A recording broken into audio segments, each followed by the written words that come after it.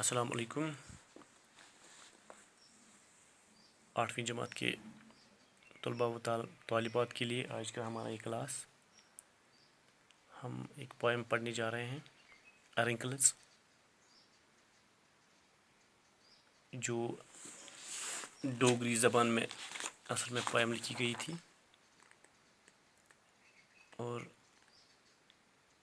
وہاں پہ اس پوئم کا نام جریا ہے اور شیو ناتھ نے لکھی تھی. اسی پوئم کو ٹرانسلیٹ کیا ہے انگریزی میں اروند کرشنا نے. تو پہلے ہم پوئٹ کے بارے میں ہی بات کریں گے، اروند کرشنا کے بارے میں. پوئٹ جو ہے اروند کرشنا 1947 میں لاہور میں پیدا ہوئے. وہ ایک جانے مانے ہندوستانی شاعر ہیں انگریزی زبان کے. اس کے ساتھ وہ تنقید نگار بھی ہے اور ٹرانسلیٹر یعنی ترجمہ بھی کرتے ہیں دوسری زبانوں کے پوئمز کو انگلش میں یا پروز وغیرہ کو انگلش میں ٹرانسلیٹ کرتے ہیں. تو چلیے اب ہم ٹاپک پہ آتے ہیں. رنکلز جو ہے یہاں پہ ماں کی عظمت کو بیان کیا جاتا ہے، یعنی ماں کی اس عظیم قربانی کو یاد کیا جاتا ہے جو مائیں قربانی دیتی ہیں. وہ عظیم قربانیاں ان کو یاد کیا جاتا ہے. اس میں ان کا وہ سب کچھ قربان کرنا بھی شامل ہوتا ہے جو ان کا اپنا ہوتا ہے. یہ جو ان کا اپنا ہوتا ہے وہ اپنے گھر پریوار کے لیے، بال بچوں کے لیے سب کچھ قربان کر دیتے ہیں. اس کی بات ہوتی ہے اس نظم میں. اس طرح کی جو قربانیاں ہوتی ہیں یہ بہت قیمتی ہوتی ہیں، ان کی بہت باری قیمت ہوتی ہے.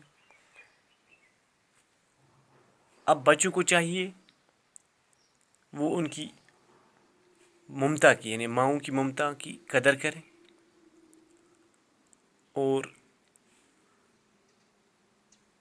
ان کی خدمت کریں. یہ جو پوئم ہے، یہ جو نظم ہے، یہ ایک ایسی ہی عورت کی قربانی کو یاد دلاتی ہے ہمیں یا اس کو بیان کرتی ہے جو کہ وہ تب کرتی ہے، یعنی وہ قربانی تب دیتی ہیں جب وہ ہوتی ہے مدرہوڈ کے پاتھ پہ، یعنی ماں بننے کے راستے پہ. تو چلیے ہم اسے آگے جائیں گے اور شروع کریں گے poem.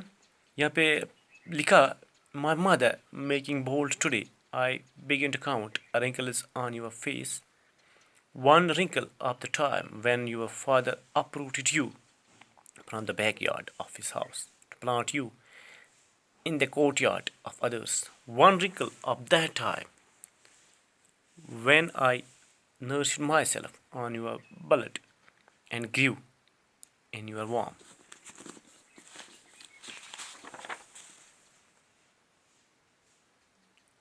Another wrinkle when I sucked from your breast the comeliness of your face.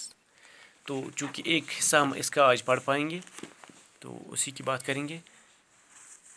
شاعر جو ہے اپنی ماں سے مخاطب ہو کر کہتا ہے آج میں جرت کرتا ہوں، ہمت کرتا ہوں تمہارے چہرے پہ جو جریاں ہیں، جو رنکلز ہیں، ان کو میں گننا شروع کرتا ہوں. اور کہتا ہے وہ جو پہلی جری ہے، وہ جو ایک جری ہے وہ اس وقت کی ہے جب تمہارے باپ نے تمہیں اپنے آنگن سے جڑ سے اکھاڑا اور دے دیا تمہیں دوسروں کے آنگن میں لگانے کے لیے. یعنی اب یہاں کی بات جو ہے شادی کی بات ہے. ایک لڑکی، کنواری لڑکی 20-22 سال کی، یعنی 20-22 سال تک ماں باپ اس کی پرورش کرتے ہیں، تب جا کے اچانک اس کی شادی کا پروگرام بن جاتا ہے. یعنی ایک آنگن سے اس کو جڑ سے اکھاڑ دیا جاتا ہے اور دوسرے میں لگانے کے لیے دے دیا جاتا ہے.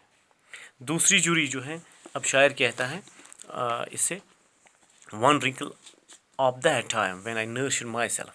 تو اب دوسری جری اس وقت کی ہے میری ماں جب میں نے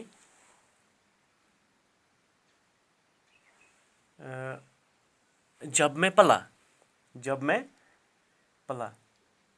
تمہاری کوکھ میں دوسری جری تمہارے چہرے پہ ہیں، تمہارے ماتھے پہ ہیں. یہ اس وقت کی ہیں جب میں تمہارے خون پہ پلا، تمہاری کوکھ میں. تو یہاں پہ ایک اور جوری کی بات کرتا ہے شاعر. another wrinkle, ایک اور جوری جو ہے. when I sucked from your breast, جب آپ نے مجھے چھاتی سے لگایا اور اپنا دودھ پلایا.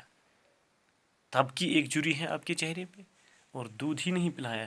میں نے بظاہر آپ کی جو خوبصورت چہرے کی جو دلکشی تھی وہ میں نے